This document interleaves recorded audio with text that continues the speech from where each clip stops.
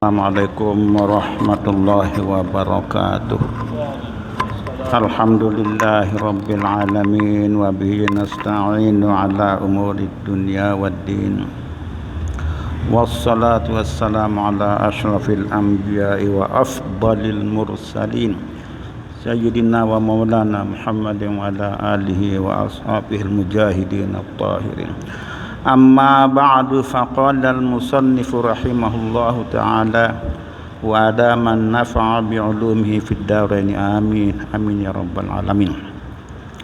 Far'un yusannu liman wasaqa biyaqzatihi qabla al-fajri binafsihi aw ghairihi an yuakhkhira al-witra kullahu lat tarawiha an awwalil laili wa in fatatil jama'atu fihi bitta'khiri fi ramadana li khabari syaikhaini ij'alu akhira salatikum bil laili witra wa ta'khiruhu an salatil lailil waqi'ati fihi wa liman lam yasiq biha an yu'ajjilahu qabla an-naumi wa la yundabu i'adatu summa in fa'alal witra ba'dan nawmi khasala lahu bihi sunnatut tahajjudi aydan wa illa kana witron la tahajjudan wa qila al aula an yutira qabla an yanama mutlaqan summa yaquma wa yatahajjada liqawli Abi Hurairah radhiyallahu ta'ala anhu amarani Rasulullah sallallahu alaihi wasallam utira qabla an anama rawahu syaikhun. Kita lanjutkan masih sedikit tentang pembahasan mengenai sholat witir yang sudah kita bahas pada beberapa kali pertemuan yang lalu. Terakhir kita bahas tentang ada istilah wasol dan fasol di dalam melaksanakan sholat witir. Sudah kita bahas pada waktu yang lalu. Jadi di dalam sholat witir ada istilah wasol dan fasol, nyambung dan pisah kalau bahasa kita. Apa yang menjadi bobitnya, yang menjadi yang menjadi dasar, apa yang disebut dengan sholat witir yang nyambung, apa yang disebut dengan sholat witir yang fasol. Itu adalah tergantung dari pengerjaan sholat witir yang satu rakaat terakhir. Itu menjadi ukurannya. Kalau misalnya kita melaksanakan sholat witir 5 rakaat misalnya, maka ketika yang 5 rakaat ini sekaligus kita sholat witir, tadi niat kita aku sholat witir 5 rakaat, ini nyambung seterusnya sampai dengan yang rakaat yang kelima, baik dengan satu tasyahud terakhir doang tasyahudnya atau dua tasyahud, yaitu pada rakaat keempat, ujung rakaat keempat dan akhir rakaat kelima. Jadi tasyahud pada sholat witir itu kalau nyambung tasyahudnya cuma 2. Tasyahudnya pada rakaat sebelum terakhir dan rakaat terakhir. Tidak boleh lebih dari itu kalau itu nyambung. Ukuran nyambungnya adalah yang satu rakaat terakhir yang kelima itu kita gabung dengan yang keempat, dalam artian satu takbiratul ihram dipakai. Satu takbiratul ihram untuk 5 rakaat sekaligus, namanya nyambung. Tetapi ketika misalnya kita sholat witir 5 rakaat misalnya, yang 4 rakaat kita gabung menjadi satu dengan satu takbiratul ihram. Di rakaat keempat, ujung rakaat keempat kita tasyahud, kemudian kita salam, baru ngambil satu rakaat. Nah, ini namanya fasol atau pisah. Jadi ada 2 cara menggunakan melaksanakan sholat witir, nyambung atau pisah. Ukuran nyambungnya pisah itu fasol.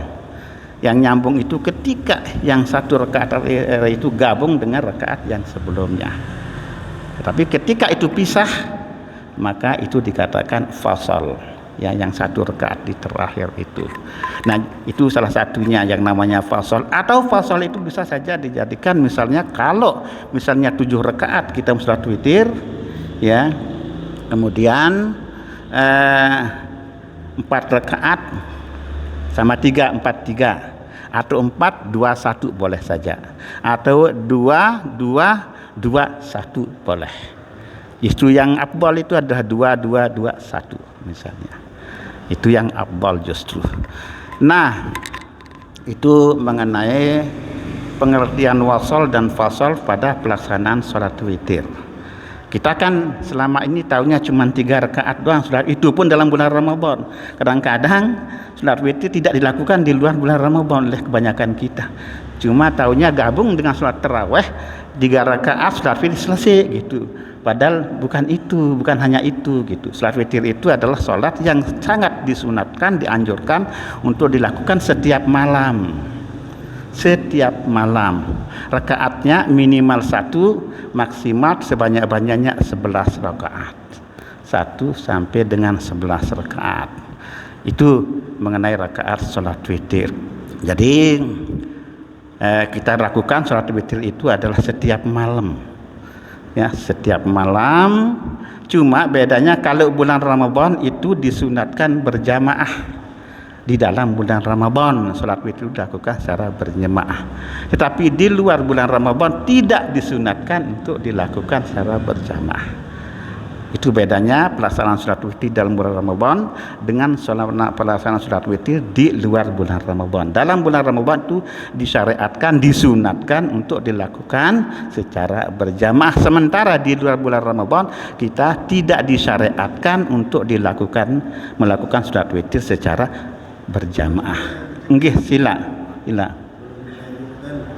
Jadi kalau di luar Ramadan memang tidak boleh makruh atau haram berjamaah. Benar. Yang pertama yang Enggak. Yang kedua yang dibahas ini adalah 2-2-2-2-1. Bagaimana kalau misalnya sekaligus 3? Seperti penjelasan minggu yang lalu. Sangat dianjurkan untuk membaca rakaat pertama itu sabihis. Rakaat yang kedua itu adalah kuliah kan?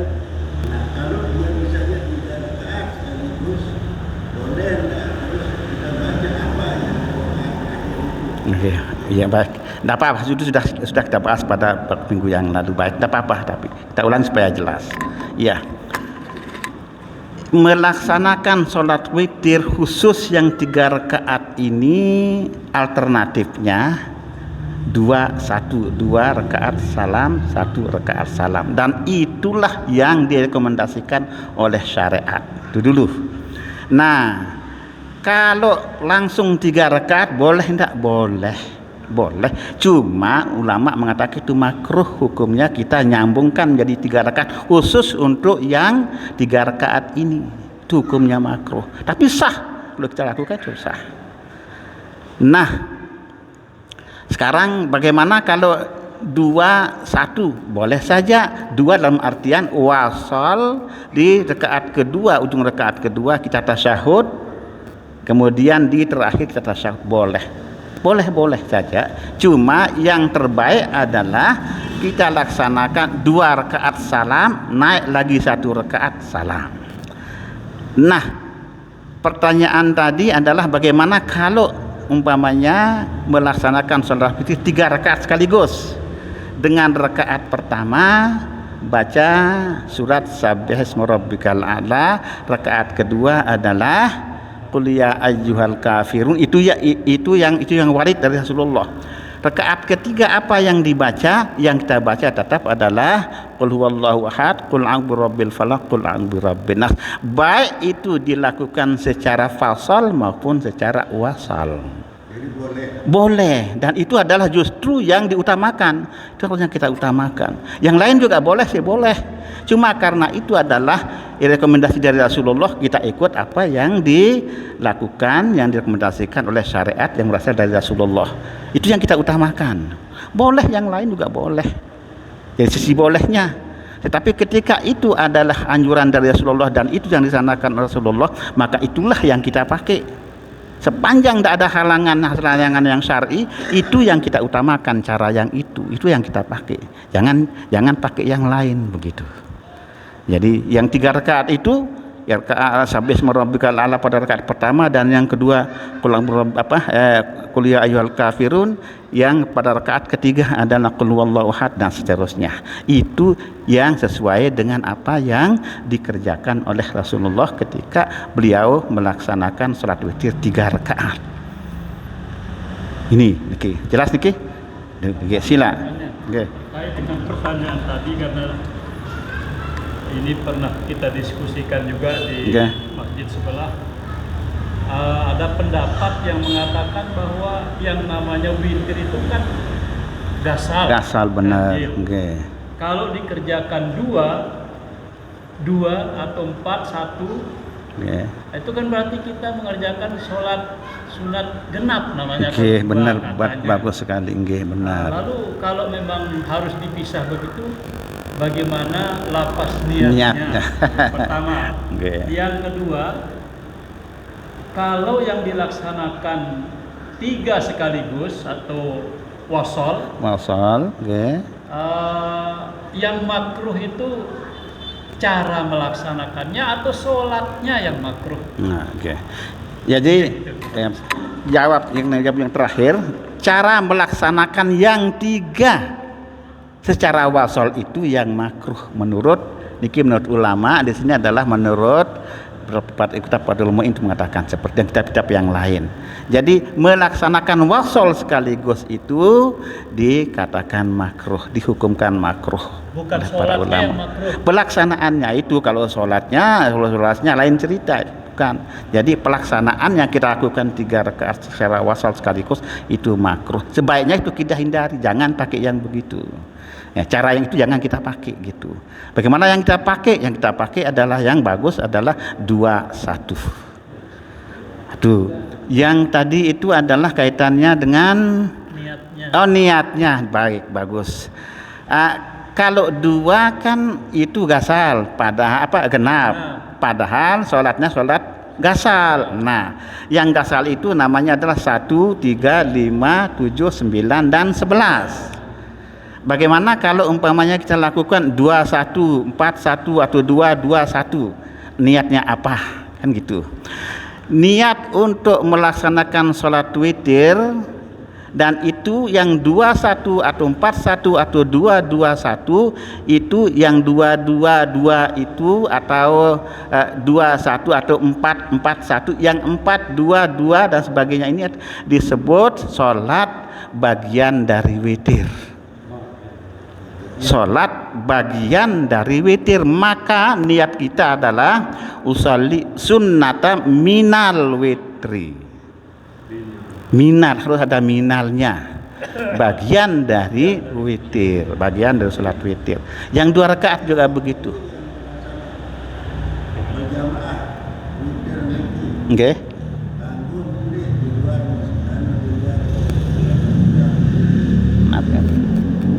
Maksudnya yang berjamaah disunahkan kalau di bulan Ramadan, apakah di luar Ramadan boleh enggak? Nah, benar, bagus pertanyaan. Prinsipnya adalah sholat witir adalah salah satu sholat yang tidak disyariatkan untuk dilakukan secara berjamaah di luar bulan Ramadan. Bagaimana kita melakukannya itu disebut sebagai khilaful aula. Khilaful aula adalah tidak direkomendasikan untuk itu oleh syariat. Kalau melakukan itu tidak sampai berdosa kita. Kalau boleh tapi tidak manfaatnya tidak ada. Tidak dapat pahala sunat apapun kita dengan kita berjamaah untuk melakukan sholat. Karena tidak disunatkan. Ini adalah tidak disunatkan. Artinya kalau kita melakukan, tidak kita mendapatkan pahala sunat apa-apa kalau kita lakukan secara berjamaah. Tidak disarankan. Nah, dengan kata lain berarti tidak disunatkan, tidak dilakukan tidak disunatkan, berarti tidak mendapatkan pahala sunat kalau tidak lakukan. Haram tidak. Makanya sebagian ulama mengatakan mubah saja, boleh saja, tetapi kita tidak mendapatkan pahala sunat berjamaah. Itu intinya. Sama dengan sholat duha. Nah, duha adalah sholat yang tidak direkomendasikan, tidak dianjurkan untuk dilakukan secara berjamaah, tidak sunat. Bagaimana kalau orang melakukan itu? Ya, tidak melakukan itu tidak mendapatkan pahala sunat untuk melakukan secara berjamaah.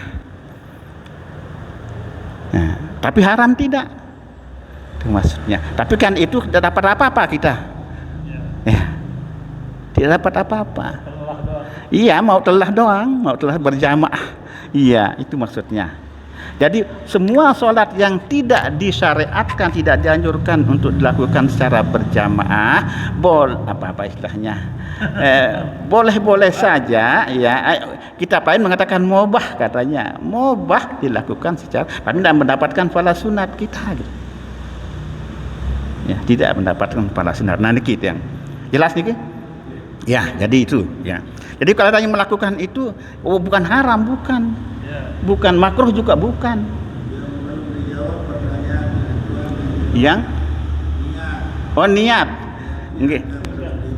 Nggih, ya. Kalau yang dua yang genap itu niatnya adalah usalli sunnata minal witri, aku sholat bagian sunat witir.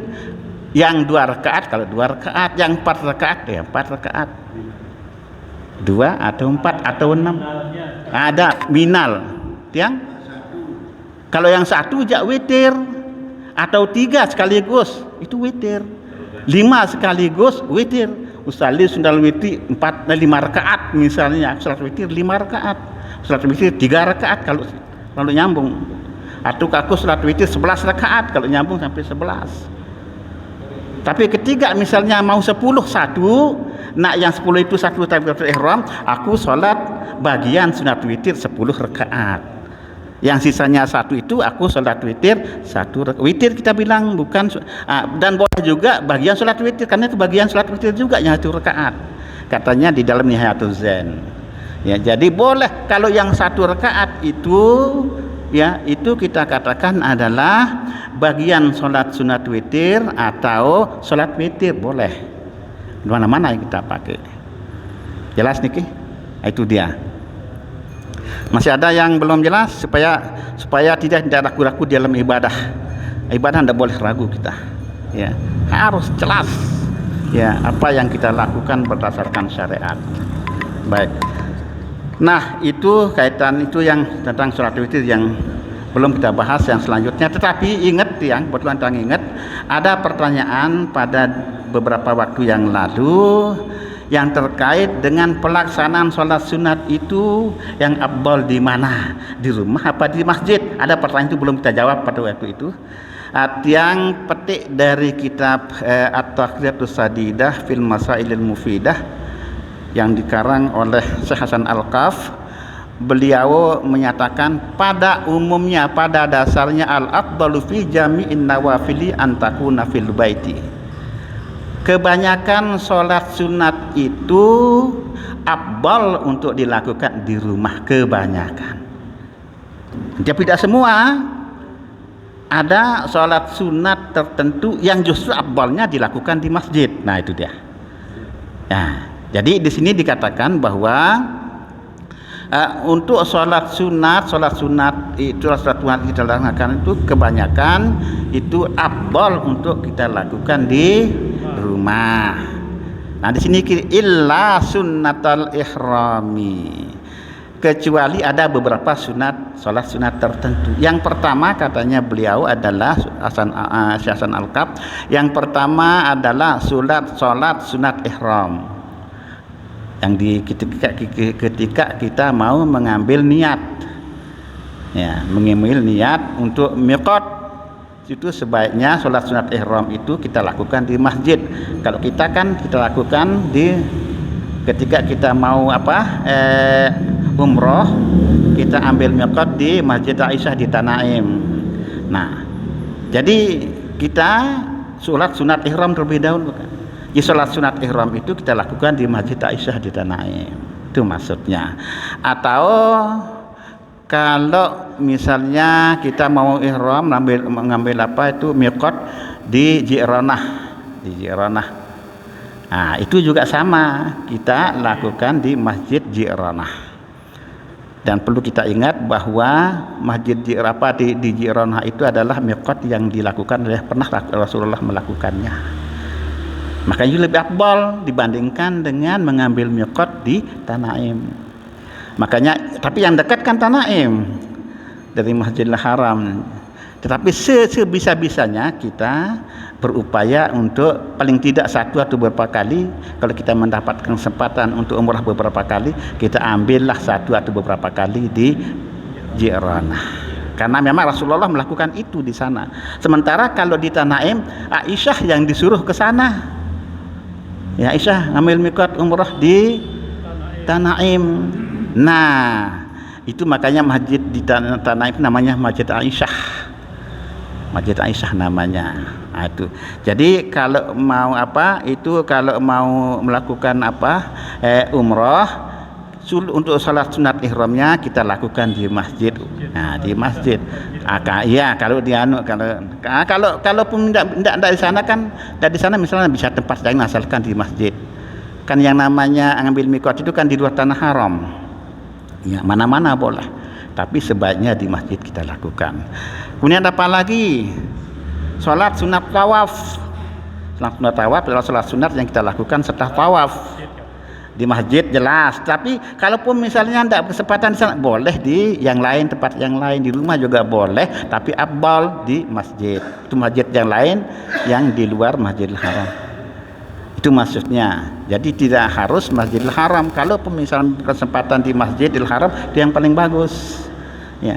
Kalau misalnya masjid yang lain juga boleh. Artinya itu masih tetap afdal dibandingkan dengan sholat sunat tawaf di di luar. Itu maksudnya.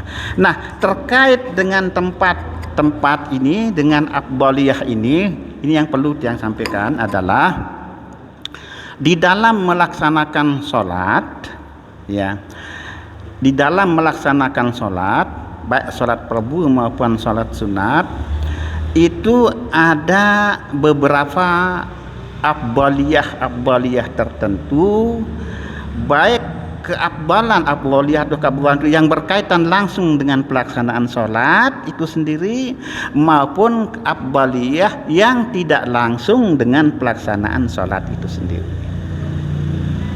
Maksud yang begini, ya. Di dalam sholat itu taruhlah contoh misalnya sholat fardu dulu supaya kita pahami. Sholat fardu itu yang ada afdaliyah tertentu yang terkait dengan pelaksanaan sholat itu sendiri. Apa yang dimaksudkan dengan itu? Yang terkait afdaliyah yang terkait dengan pelaksanaan sholat itu langsung adalah melaksanakan sholat secara berjamaah. Jadi sholat berjamaah itu adalah afdaliyah atau fadilat yang berkaitan langsung dengan sholat itu sendiri. Ya, bukan masalah sah dan tidaknya ini, masalah fadilah, berarti nilai lebih bahasa kita. Ya, jadi nilai lebih itu adalah perbuatan yang berkaitan langsung dengan sholat itu sendiri. Dan ada nilai lebih yang kita akan dapatkan ketika kita melaksanakan suatu perbuatan sholat, ya, sholat fardu katakanlah itu yang tidak berkaitan langsung dengan sholat itu sendiri, melainkan berkaitan dengan waktu dan tempat sholat. Paham niki dulu? Nah, kalau yang berkaitan langsung dengan waktu dengan pekerjaan sholat itu adalah misalnya sholat berjamaah. Sholat berjamaah itu berkaitan langsung dengan pelaksanaan sholat itu sendiri. Sedangkan yang berkaitan secara tidak langsung dengan sholat itu adalah melaksanakan sholat di tempat tertentu, misalnya masjid dan rumah, gitu. Nah, sehingga di sini dikatakan secara syariat bahwa bagi orang perempuan, ya, itu berkaitan dengan tempat ketika dia melaksanakan sholat fardu di rumah atau di masjid, mana yang afdal, kan gitu. untuk ibu-ibu yang perempuan tentu adalah lebih afdal di rumah untuk melaksanakan sholat. Sementara bapak-bapak yang laki yang laki yang kita adalah afdalnya justru di masjid. Itu dia. Cuman ini yang perlu diperhatikan, yang kurang kadang-kadang tidak dibahas itu. Bagaimana kok ibu-ibu pergi ke masjid untuk melaksanakan sholat, kan gitu, ya kan? Seperti yang sekarang kita Nah, ada kaidah mengatakan bahwa ya al-fadilatul muta'alliqatu binafsis shalah ya aula minal fadilatil muta'alliqati bi zamaniha wa makaniha. Itu kaidah, itu prinsip. Melaksanakan sholat ya yang terkait dengan fadilat itu, maka kita kenal ada fadilat berjamaah, ada fadilat tempat, ada fadilat waktu, gitu loh. Sehingga mana ketika terjadi tabrakan antara fadilat berjamaah dengan fadilat tempat, misalnya yang harus didahulukan adalah fadilat berjamaah, kan itu berkaitan langsung dengan pelaksanaan sholatnya, itu maksudnya. Misalnya ibu-ibu misalnya sekarang dia afdalnya sholat di rumah, tetapi karena di rumah tidak ada teman, tidak dia berjamaah, maka itu dibelakangkan, itu diutamakan adalah sholatnya berjamaah di masjid, walaupun dia tidak mendapatkan fadilah tempat loh. Fadilah tempat tak dapat dia, karena fadilahnya adalah itu di rumah. Tapi di berjamaah ini yang harus diutamakan, karena itu berkaitan langsung dengan sholat itu sendiri. Jadi yang didahulukan adalah yang terkait dengan pelaksanaan fadilat yang terkait dengan pelaksanaan sholat itu sendiri. Atau yang laki misalnya, ketika misalnya terjadi tabrakan antara sholat di masjid, kalau mau sholat di masjid tidak ada teman berjamaah, maka yang bersangkutan harus sebaiknya dia pilih sholat berjamaah walaupun tidak di masjid. Itu maksudnya. Berarti tidak mendapatkan fadilat masjid. Tidak apa-apa, itu lebih penting adalah mendapatkan fadilat berjamaah. Itu dia. Karena satu dan akhiran tidak ada teman berjamaah di masjid misalnya kan, tapi di rumah ada, misalnya ada istri misalnya, ya itu lebih baik, itu lebih utama, gitu, lebih diutamakan. Sila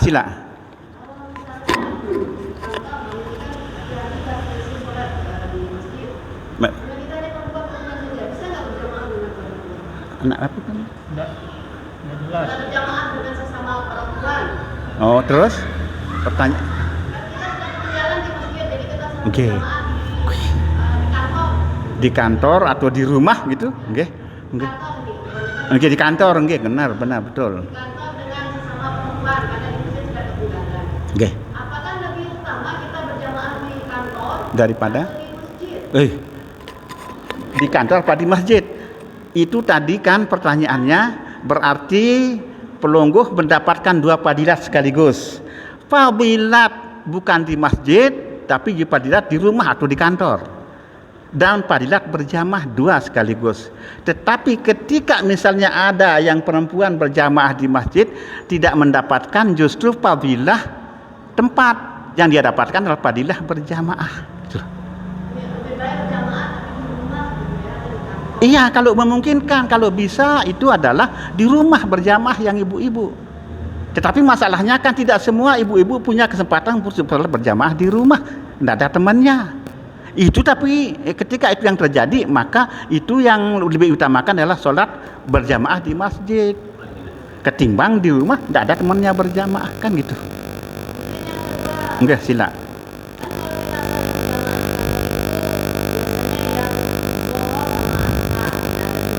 Nggih. Nggih. Ternyata kita tahu bahwa teman kita yang jadi imam ini kurang fasih bacaan. Nggih. Yang jadi imam laki. Oke. Kadang-kadang ada juga yang ketinggalan. Nggih. Nggih. Terus Suaranya pas sholat maghrib kurang fasih lah. Nggih. Sehingga kurang fasih. Apa yang harus kita lakukan besoknya? Apakah Baik. kita masih berjamaah? Baik. Itu kaitannya dengan siapa yang baik menjadi imam, kan itu anunya pertanyaannya. Yang menjadi imam itu memang harus yang pertama yang berilmu, itu yang harus dipilih. Tetapi bacaannya standar. Ada orang punya ilmu sholat, ilmu fikih, itu bacaannya standar, dalam artian bukan masalah pasien pada tidak rusak bacaannya, tapi standar bacaannya itu sah kita berjamaah pada yang bersangkutan. Bukan masalah pasien dan pasien, ketika bacaannya standar itu sah saja kita melakukannya. Tapi yang lebih baik adalah justru yang bacaannya pasien ini yang kita minta jadi imam. Itu. Nggih, betul. Nggih, betul. Betul. Benar. Lalu bagaimana kalau setelah kita tahu itu, apakah masih bisa kita sholat berjamaah zuhur dan asar dengan orang tersebut? Nah, bagus sekali pertanyaan pelungguhnya. Jadi kalau sudah tahu, nah sekarang bacaannya apa standar atau bukan, kan itu persoalannya. Ndak rusak bener gitu loh. Jadi kalau sampai ada dia bacaannya benar-benar rusak, dalam artian ketika dia baca itu, misalnya contoh ketika baca iyyaka, kalau iyyaka kan, tetapi ada orang yang tidak bisa baca iyyaka, dia baca iyyaka. Ini rusak apa enggak? Ini namanya ini rusak ini. Ini rusak bacaan yang ini. Kalau ada yang begini enggak sah kita jadikan imam orang yang begitu. Walaupun dalam keadaan sial. Iya, tapi sudah tahu kita bacaannya begitu. Dah boleh, dah sah yang makmumnya tidak sah, dia sah. Tapi makmum tidak sah bacaannya, tidak sah berjamaah pada orang yang rusak. Namanya lahan dalam kitab fikih itu, yang lahan yang rusak bacaannya. Karena apa? Karena itu yughayyirul makna, bacaannya itu merubah makna. Itu persoalannya. Membaca iyyaka itu yang benar, karena artinya apa?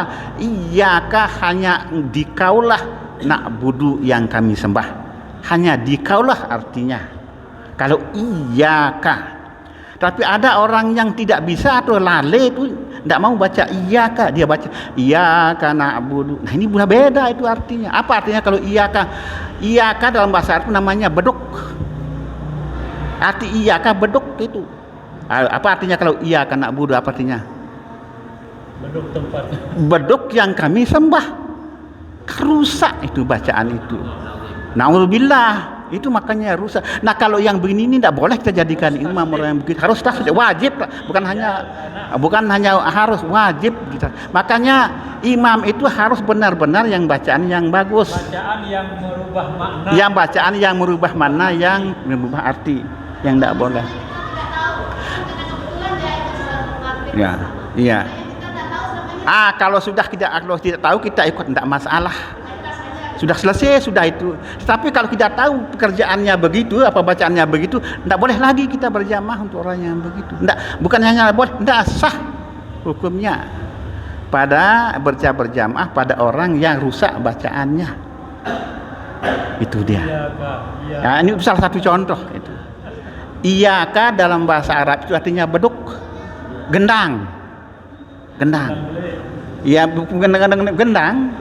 Nah, bandingkan sekarang kalau iyyaka artinya adalah hanya dikaulah yang na'budu artinya kami sembah.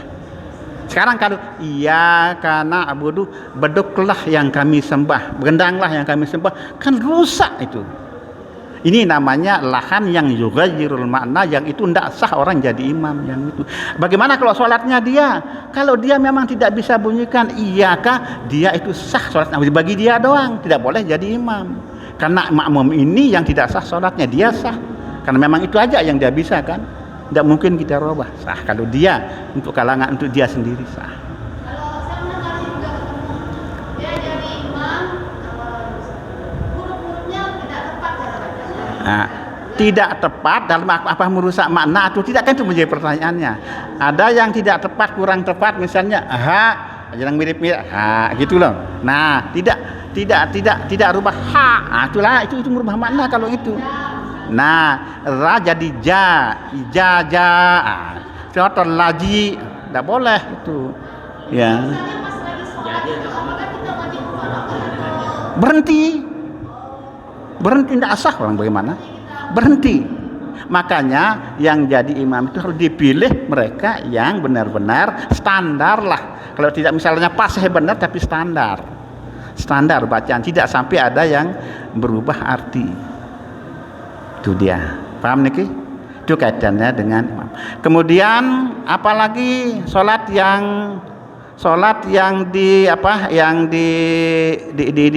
masjid, yang sholat sunat yang di syariat di masjid, yang afdolnya di masjid. Satu sholat sunat tawaf, yang berikutnya sholat sunat buha itu afdolnya di masjid. Ya, bagaimana kalau di rumah? Tak apa-apa, cuma tidak dapat fadilat masjid, gitu aja. Buha, apalagi sholat sunat istikharah justru di masjid. Ya, akbalnya sini sholat afdaliyah. Bagaimana kalau sholat istikharah di rumah? Tidak apa-apa, cuma kita tidak mendapatkan fadilat masjidnya, gitu. Termasuk juga wasafari, sholat sunat musafir. Sunat musafir dan sholat sunat datang dari musafir, itu masjid semua yang lebih afdal. Termasuk juga sholat sunat qabliyah. Sholat sunat qabliyah itu adalah di masjid, terutama sholat sunat qabliyah maghrib terutama, dan sholat sunat qabliyah yang lainnya. Nah, tapi yang terutama itu sholat sunat maghrib. Nanti ketinggalan kita kalau kita sholat sunat qabliyah itu di rumah. Tetapi sholat sunat ba'diyah itu justru di rumah yang afdal ini. Bagaimana kalau kita lakukan di masjid? Tidak apa-apa, cuma tidak dapat fadilah di rumah. Nah, itu dia, ya. Nah, tidak apa-apa, tidak masalah. Cuma yang ketinggalan yang tidak dapat adalah fadilat rumahnya.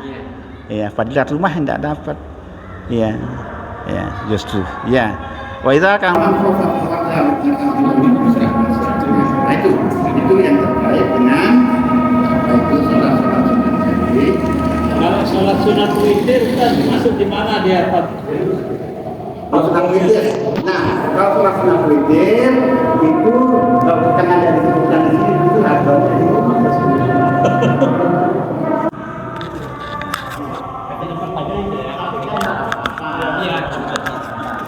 Ya, tidak apa-apa itu kita lakukan. Apalagi kalau umpamanya itu katanya pada waktu bulan Ramadan kan tidak dapat kita berjamaah di rumah. Nah, itu yang kita utama adalah ditentu yang berjamaah itu. Baik, mungkin Allah Subhanahu wa taala. Ini masih belum, ini yang witir kita bicarakan tuntasnya. Insyaallah nanti pada kesempatan lain kita akan bicarakan tentang sambungan sholat witir yang sudah kita bahas pada waktu yang lalu. Karena sudah Isya, ini mungkin sampai di sini. Wallahu subhanahu wa ta'ala alam bissawab.